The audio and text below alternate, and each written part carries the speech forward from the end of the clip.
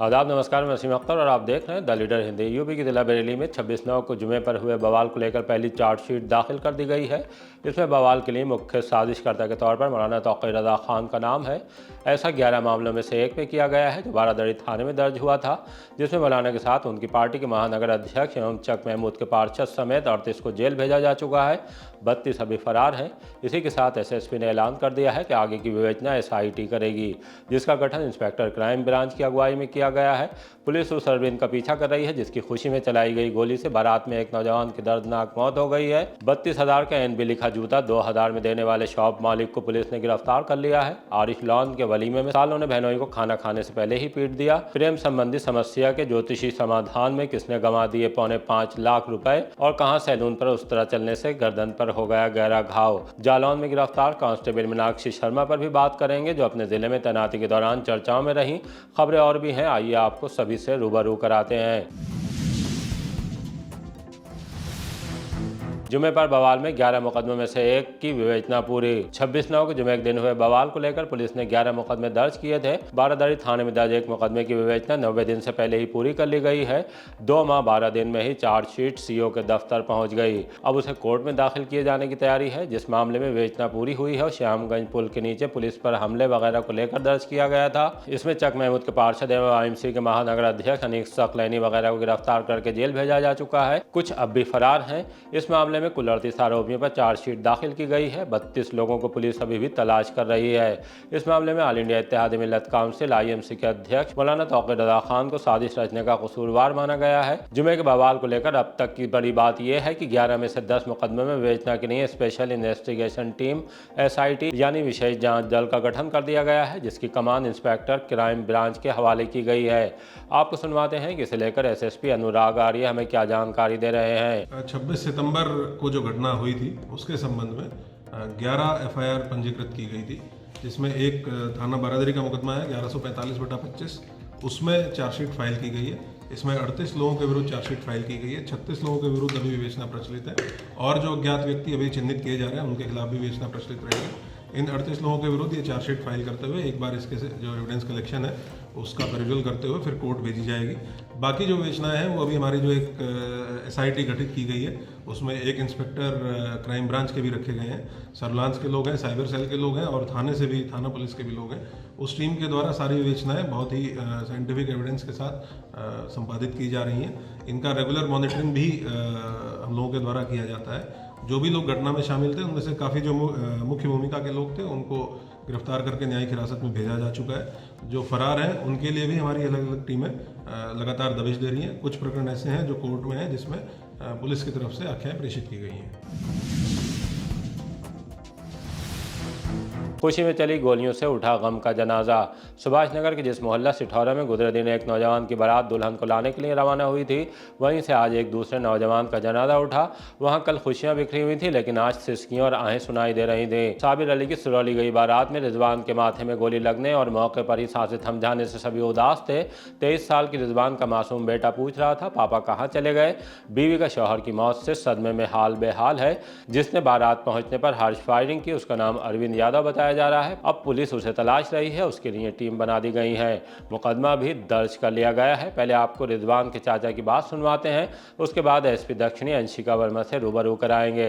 मेरा मोहम्मद इरशाद नाम है सर। सिटोरे से ये बारात गई थी पड़ोस से और बारात में ये 4 से 5 लोग थे साथ में। एक अरविंद राम का लड़का था, 2-3 और मुस्लिम थे उसमें साथ में और प्लस हमारा भतीजा भी उसी में साथ में था।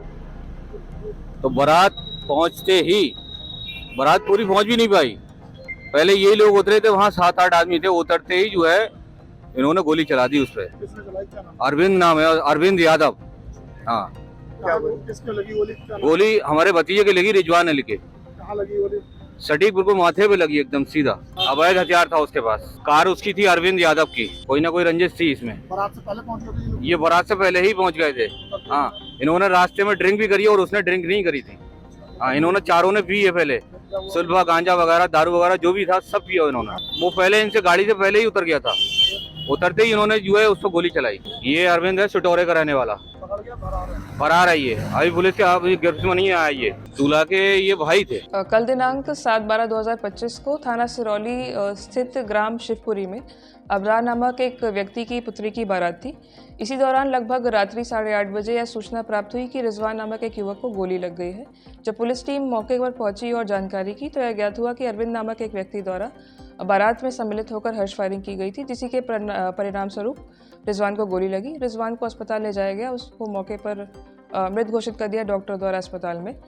शव को पोस्टमार्टम हेतु भेज दिया गया है और इस संपूर्ण प्रकरण में अरविंद की गिरफ्तारी हेतु टीम रवाना है और राशिद और दानिश नाम के 2 व्यक्ति हैं जिनसे पूछताछ अभी की जा रही है और इसमें अभियोग पंजीकृत करके अग्रिम विधिक कार्रवाई सुनिश्चित की जाएगी। बहरहाल हर्ष फायरिंग को लेकर पहले से ही सख्ती बरतने के आदेश हैं।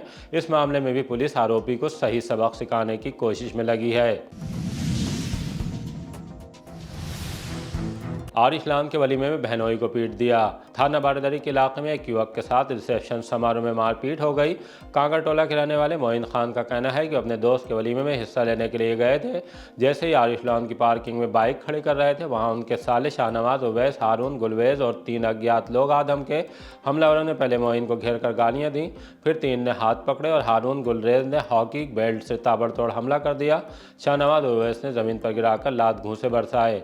हमले में मोइन खान के घुटनों, पीठ और सिर पर गंभीर चोट आई हैं। शोर सुनकर कार्यक्रम में मौजूद अशर और मुजीब ने मौके पर पहुंचकर उन्हें बचाया। पुलिस ने FIR लिखकर हमलावरों की तलाश शुरू कर दी है। NB के नकली जूते बेचने वाला दुकानदार अरेस्ट। बारादरी थाने की पुलिस ने नामी कंपनी न्यू बैलेंस यानी NB के नकली उत्पाद बेचने वाले एक दुकानदार को गिरफ्तार कर लिया है। कंपनी के प्रतिनिधि की शिकायत पर पुलिस टीम ने संजय नगर स्थित निहाल स्पोर्ट्स पर छापा मारा। दुकान में 37 जोड़ी नकली NB के जूते, 8 टी-शर्ट, 73 कैरी बैग और 5 खाली बॉक्स बरामद किए गए। दुकान मालिक मोहम्मद निहाल को मौके से गिरफ्तार कर कॉपीराइट एक्ट के तहत मुकदमा दर्ज किया गया है। पूछताछ में उसने बताया कि वो करोल बाग से सस्ते दामों पर नकली माल लाकर सोशल मीडिया के जरिए बेचता था। 30,000 का महंगा जूता 2,000 तक में बेच देता था। पुलिस टीम कार्रवाई के बाद अब सप्लाई की चेन भी जांच रही है। प्रेम संबंधी समस्या के समाधान में गंवा दिए 4,41,000। थाना सुभाष नगर क्षेत्र में एक युवती इंस्टाग्राम के जरिए ऑनलाइन ठगी का शिकार हो गई। बदायूं रोड की रहने वाली ने बताया कि उन्होंने प्रेम संबंधी समस्या का समाधान जानने के लिए इंस्टाग्राम पर एक युवक से ज्योतिष परामर्श लिया था। बातचीत के दौरान युवक ने पूजा पाठ के नाम पर शुरुआत में 1,000 रुपये मांगे, लेकिन धीरे धीरे अलग अलग बहाने बनाकर रकम बढ़ाता गया। भरोसा दिलाकर उसने युवती से 4,51,000 रुपये ऑनलाइन ट्रांसफर करा लिए। पीड़िता के अनुसार जब उसने आगे पैसे भेजने से इनकार किया तो युवक ब्लैकमेल करने लगा और जान से मारने की धमकी दी है। युवती के खाते में एक ट्रांजैक्शन के रूप में 5,040 रुपये होल्ड भी दिखाई दे रहे हैं। उन्होंने ठगी, IT एक्ट, ब्लैकमेलिंग और धमकी की धाराओं में मुकदमा दर्ज कराने के लिए थाने में तहरीर दी है। बरेली में चर्चित रही कांस्टेबल जालौन में अरेस्ट। जालौन में कुठान थाने के प्रभारी इंस्पेक्टर अरुण कुमार राय की मौत का मामला सुर्खियों में है। चर्चा महिला कांस्टेबल मीनाक्षी शर्मा का भी हो रहा है। ये वही है जो बरेली में तैनाती के दौरान भी चर्चाओं में रही। उसके खिलाफ इंस्पेक्टर की पत्नी ने FIR दर्ज कराई है। पुलिस महकमे को हिला देने वाले इस सनसनीखेज मामले में मीनाक्षी शर्मा को पकड़ लिया गया है। इंस्पेक्टर और कांस्टेबल के बीच क्या रिश्ते थे, वो इंस्पेक्टर के आवास से निकलकर पीछे के दरवाजे से क्यों भागी, मीनाक्षी का बैग लेकर भागते एक वीडियो भी सामने आया है। मोबाइल में दोनों के बीच बातचीत के एक ऑडियो का जिक्र भी हो रहा है जिसमें बहुत सारी बातें हैं। खैर, अब जैसे जैसे तफ्तीश आगे बढ़ेगी, इंस्पेक्टर अरुण राय की मौत की वजह और कोच कोतवाली के UP 112 में तैनात मीनाक्षी की भूमिका भी साफ होती चली जाएगी। अब अगर हम इस महिला कांस्टेबल की बात करें तो वो 2023 में बरेली में भी रह चुकी है। यहाँ उस थाने में भी तैनाती रही जहाँ एक महिला कांस्टेबल को लेकर सिपाहियों में गोलियां चली थीं। तब 2 इंस्पेक्टर और 3 सिपाही सस्पेंड कर दिए गए थे। छेड़छाड़ से परेशान 3 छात्राओं ने छोड़ा स्कूल।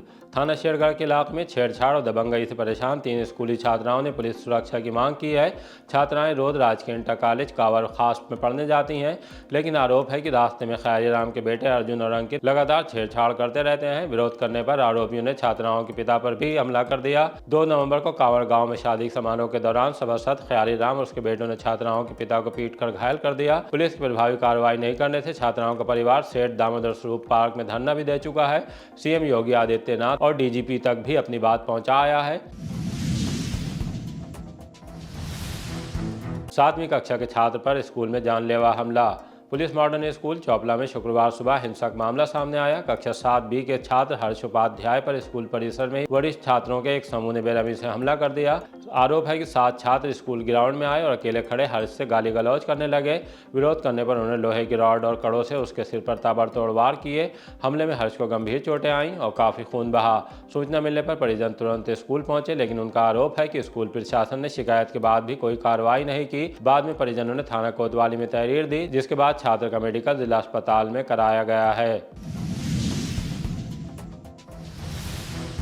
किराना स्टोर में बड़ी चोरी का राज फाश। थाना बाड़ीदारी के इलाके शिव कॉलोनी में अन्नपूर्णा किराना स्टोर से चोरी का एक बड़ा मामला सामने आया है। स्टोर चलाने वाले सीनियर सिटीजन वीर सिंह का कहना है कि पत्नी और पोते के सहयोग से कारोबार कर रहे हैं। स्टोर से लगातार चोरी होती रही, जो पोते वंश की बदौलत मोबाइल से वीडियो बना लेने के बाद पकड़ में आई। स्टोर में ग्राहक बनकर आने वाले पति पत्नी बातों में उलझाकर सामान और नकदी चुरा कर ले जाते रहे। जब उनकी चोरी का सबूत सामने आया तो उनसे पैसा और सामान लौटाने के लिए कहा, लेकिन वो फौजदारी पर आमादा हो गए हैं। 5 से 7 लाख का चूना लगा चुके हैं। जुबान बंद रखने के लिए दबंगों से धमकियां दिलवा रहे हैं। उन्होंने एसएसपी से लिखित शिकायत करते हुए कार्रवाई की मांग की है। क्या नाम है आपका? मेरा नाम वीर सिंह। क्या घटना हुई थी आपके साथ? मेरे दुकान पर चोरी होती थी एक सवा साल से। इन्होंने संबंध ऐसे बना लिए घर जैसे, तो हम उन्हें बहुत विश्वास करते थे। अब वो हल्के हल्के अंकल ये काम कर दूँ ये कर दूँ, हम समझ रहे हमारी मदद कर रही हैं। ये हल्के हल्के अपना काम चोरी करती थी और सामान भर भर के ले कितना चोरी हो चुका होगा? चोरी 5-6 लाख की। कब से दुकान में चोरी एक सवा साल से। काय की दुकान है आपकी? परचूनी की। कौन लोग हैं जो चोरी करते थे? ये शर्मा, कहाँ के रहने वाले हैं? वही सनराइज के हैं, आनंद होम के।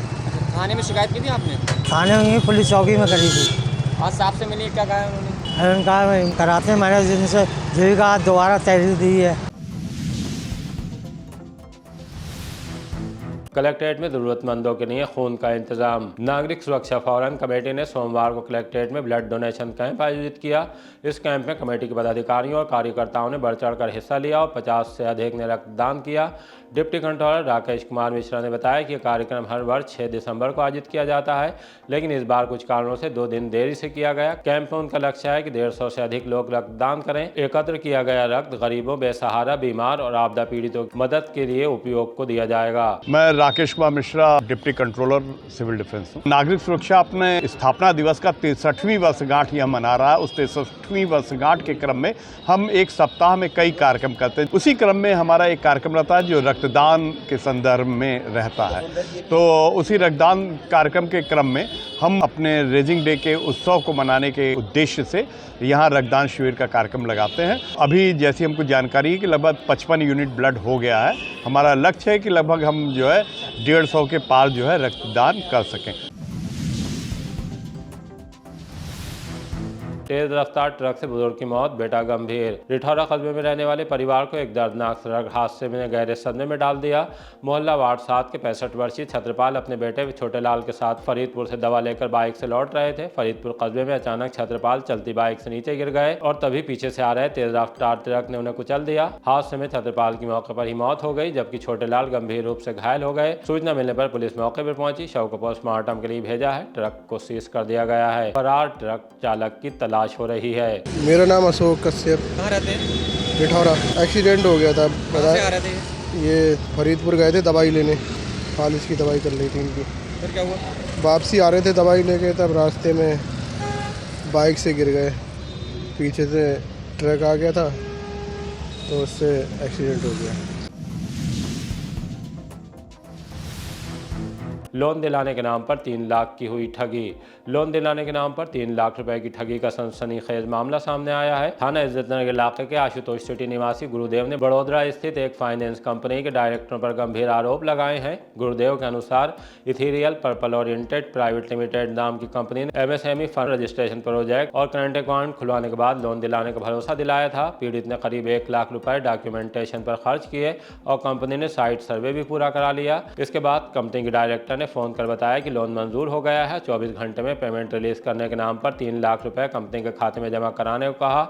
गुरुदेव ने भरोसे में आकर रकम भेज दी, लेकिन इसके बाद न पैसा आया न कोई जवाब मिला। बार बार संपर्क करने की कोशिश की गई मगर कंपनी के डायरेक्टर फ़ोन नहीं उठा रहे हैं। कंपनी ने अपना ऑफिस भी कहीं और शिफ्ट कर लिया है।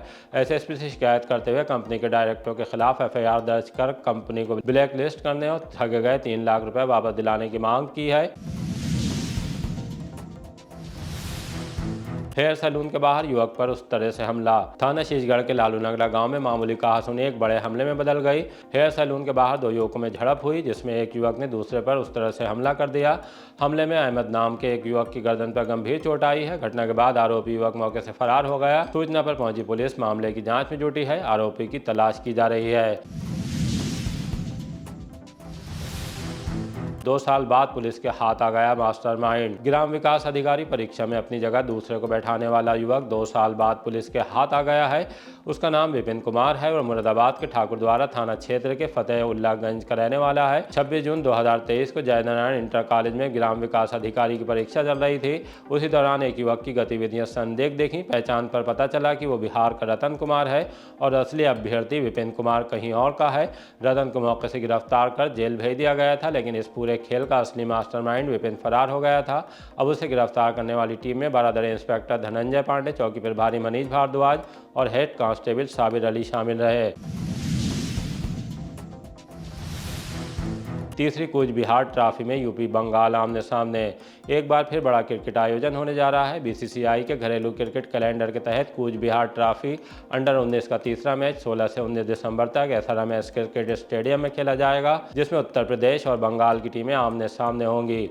मैच को लेकर तैयारियां तेज हो गई हैं। बरेली क्रिकेट एसोसिएशन के सचिव सीताराम सक्सेना ने बताया कि क्रिकेट प्रतिभाओं को आगे बढ़ाने के लिए एसोसिएशन लगातार कैंप और टूर्नामेंट आयोजित करती रही है। उस पहले 2 कूच बिहार मैचों को और महिला T20 टूर्नामेंट की सफलता के बाद यूपीसीए ने तीसरी बार भी मेजबानी बरेली को सौंपी है। बरेली में 16 दिसंबर से 19 दिसंबर के बीच श्री राम मूर्ति स्मारक क्रिकेट ग्राउंड में वहां पे बरेली क्रिकेट एसोसिएशन द्वारा आयोजित बीसीसीआई अंडर 19 ट्रॉफी का मैच का आयोजन किया जा रहा है, जो कि उत्तर प्रदेश की टीम अंडर 19 और बंगाल की अंडर 19 की टीम के बीच में खेला जाएगा। और ये मैच बरेली क्रिकेट एसोसिएशन को लगातार ये तीसरे साल हम लोग को उत्तर प्रदेश क्रिकेट एसोसिएशन एवं बीसीसीआई द्वारा आयोजन करने के लिए हम लोग को आवंटित किया गया है। और ये हम लोग का सौभाग्य है कि इस बार उत्तर प्रदेश में 3 मैचेस जो मिले यूपी में, उनमें से बरेली को चुना गया। राजश्री में नर्सिंग स्टूडेंट भड़के, जोरदार नारेबाजी। राजश्री इंस्टीट्यूट में नर्सिंग के स्टूडेंट बेहद गुस्से में हैं। उनका कहना है कि उन्हें INC नहीं दी जा रही है। इसे लेकर उन्होंने कैंपस में ही धरना शुरू कर दिया है। वहां अपनी इकलौती मांग को लेकर वो जोरदार तरीकों से नारेबाजी कर रहे हैं। इसके वीडियो स्टूडेंट ने द रीडर हिंदी को भी भेजे हैं। आइए आपको दिखाते हैं कि छात्र अपनी मांग को लेकर किस तरह गुस्से से भरे हुए हैं।